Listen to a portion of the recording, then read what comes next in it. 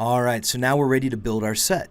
So we're in layout here, and we've got our construction plan scrapbook open. So usually it opens to level 1. Now, critical step is to make sure that our proposed conditions model has been saved and our existing conditions model has been saved. That's always a good practice, just to make sure before we go dropping these in and relinking. Okay, so keep in mind that if you take a construction plan scrapbook for, let's just work with level 1 right now. If we just look at level 1 and drop a 1/4-inch construction plan scrapbook, I could link a construction plan scrapbook to existing conditions and get an existing conditions plan, or I can link it to proposed conditions and get that proposed conditions construction plan. So think of it this way though, if I drop in this reference or this placeholder file, I need to relink it to one of the two, and then I would drop another one and be able to relink it to the other one. So hopefully that makes sense. I'm going to demonstrate it though. So the two drawings we're going to do first are going to be an existing conditions plan. So we'll do 1/4-inch level 1 and drop that in. All right, so this is going to be our existing conditions plan. I'll add a sheet and go over to our demolition plan scrapbook. So now I want to add a level 1 1/4-inch demolition plan. Looking good. All right, so now we got that in there, and so we've got our two placeholders. We could drop a let's just look at what happens with our basement level, and we'll add a sheet and drop a 1/4-inch plan. Okay, so now we've got a demolition plan for the basement, level 1, and then an existing conditions plan.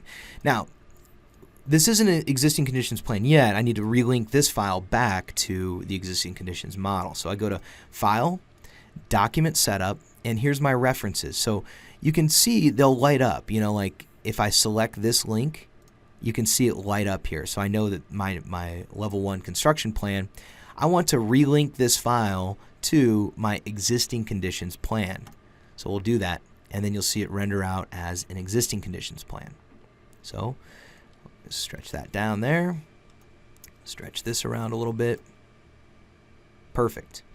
All right, and so like you could arrange this on your page. I think that maybe rotating it by 90 degrees would be the right move, like that. All right, so keep in mind on your existing conditions plan, the exterior walls are hatched with hatch B, the interior walls are hatched with hatch A. So that's in contrast to your proposed conditions. That'll be new and existing. So one thing that's happening here, and this is common. Let's fix this first.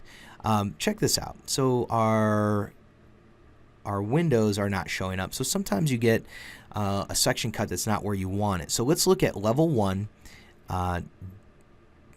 construction plan light. So we'll go back to our existing conditions model, go to level 1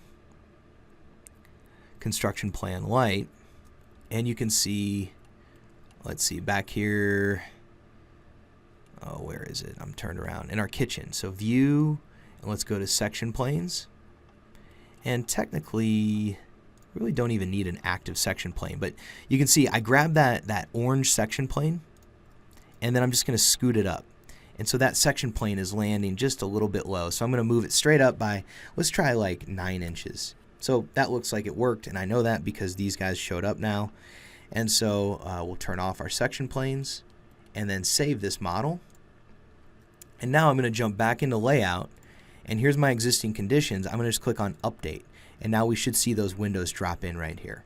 So that's a common task. You just got to be aware of how the system works, and it ideally it's just going to work. It's going to be seamless and just happen, but it's really good to understand how it's working, because then you can bend it and break it, really make it your own.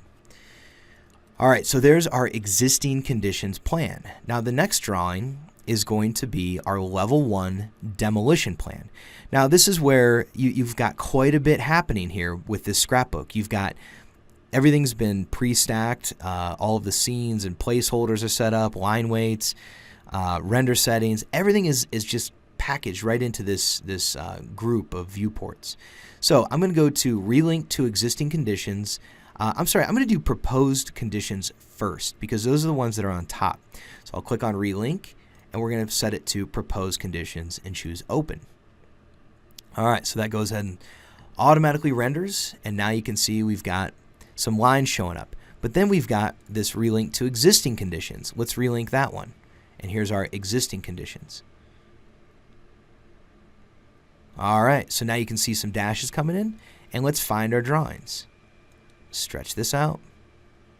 And so now you've got everything showing up, looking good, and let's rotate this by 90. And we'll scoot that around. Okay. Now, if I zoom in on this, that line work doesn't look that great. Well, the reason being is that I like to keep my edit quality set to low. For this one, we're going to set it to high. That way we'll get a nicer look at, what's that demolition plan is going to be. It appears to me, too, that when you export, it actually looks even better. So this is just kind of edit quality on your screen, and then, when you actually export, it shows up even nicer. So what's happening here?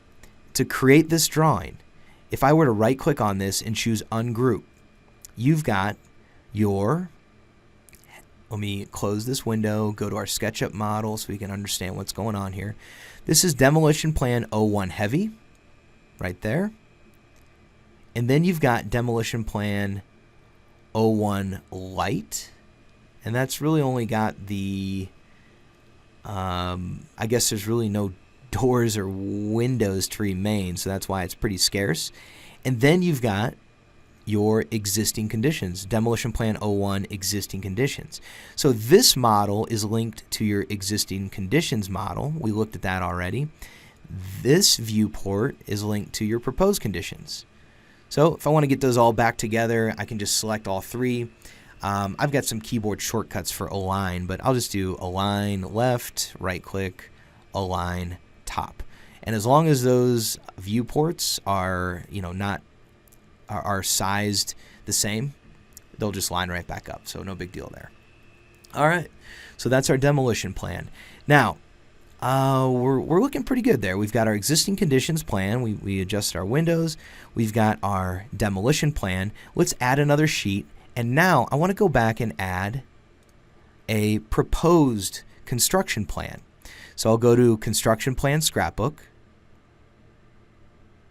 And then we're going to drop in a 1/4-inch construction plan for level 1. I guess we could do for basement, we'll do a 1/4-inch. Like that. And we'll add a sheet and go to level 1, 1/4-inch, drop that in there. Add a sheet, go to level 2, and add a 1/4-inch construction plan there as well. All right, so now I'll go to File, Document Setup, and let's look at our references. So you can see now you've got this one, relink this. So remember the last time we dropped a construction plan in there, we relinked it to our existing conditions. This time we're going to relink that to our proposed conditions. And now we're going to end up with the hatches corresponding to new and existing.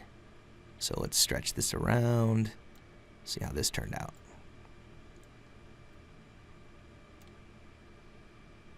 Cool.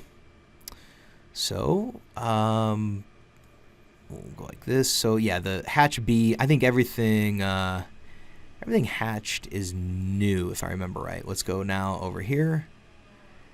This construction plan,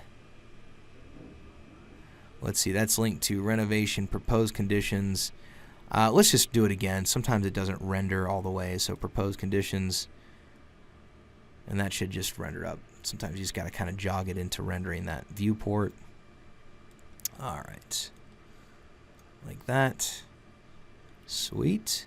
Yeah, so you can see the simple line work is all existing. Anything hatched is new.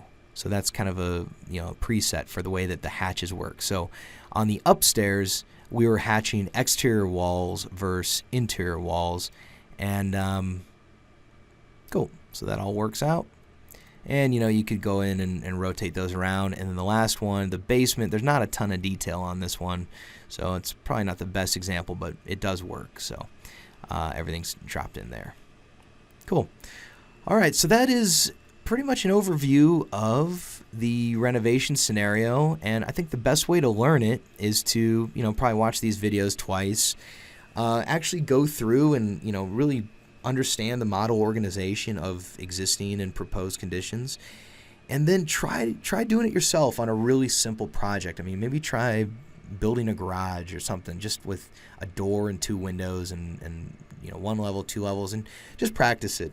But with that said too, really diving into an existing project and just making it work, like figuring it out, that's how I've always learned best. Is tutorials are good to understand the concepts, but you're really going to learn once you apply to your own projects. So best of luck with that, and keep me posted on your progress.